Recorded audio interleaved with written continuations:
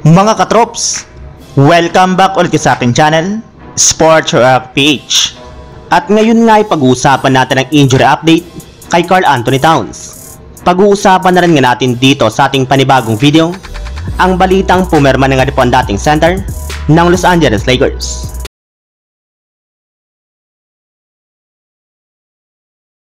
Alam naman nga po ninyo mga katrops na ang Minnesota Timberwolves nga po ang isa sa mga pinakamalakas na koponan sa NBA sa pagiging top nila sa standings ng Western Conference.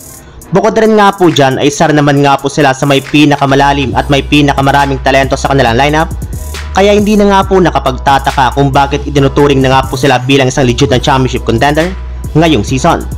Subalit sa kabila nga po niyan ay meron ngang hahadlang sa pagkuha nila ng kanilang kauna-unahang kampyonato.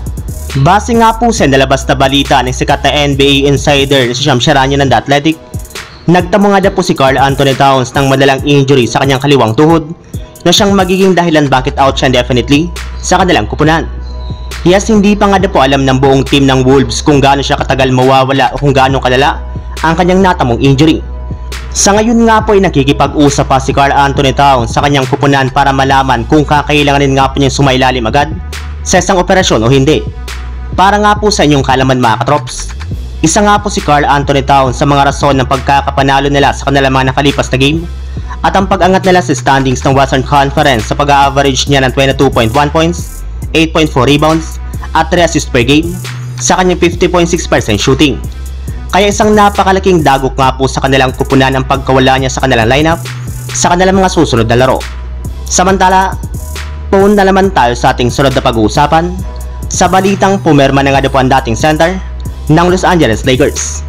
Ayon nga po mga katrops sa kalalabas pa lang na balita ng NBA insider na si Michael Scott ng Hoops Hype, pumirma na nga po si Wenyen Gabriel ng 10-day hardship contract sa kupunan ng Memphis Grizzlies. Kung inyo nga pong matatandaan mga katrops, 2 taon na rin naman nga po itong naglaro sa kupunan ng Los Angeles Lakers bilang backup center ni Anthony Davis. Bagamat man nga po isa lamang itong undersized big man, ay malaki rin naman nga po ang naitutulong nito sa kanilang team, especially sa kanilang front court pagdating sa scoring, rebounding, at sa mga hustle play sa loob ng court. Ang problema lamang nga po mga katrops ay nadedehado nga po ito sa tuwing malalaking center ang kanya nakakatapat. Sa katunayan, hindi malang nga po siya nakapalag noon laban kay Nikola Jokic na siyang rason bakit hindi na siya kinuha pa ng Lakers sa nagdaang off-season simula na maging isa nga po siyang ganap na unrestricted free agent. So yun lang mga katrops, ang handog kong story ngayong araw. Sana nag-enjoy kayo, please like and subscribe my YouTube channel, Sports React PH, para sa iba pang story at update patungkol sa NBA. Kita-kits muli sa ating susunod na video.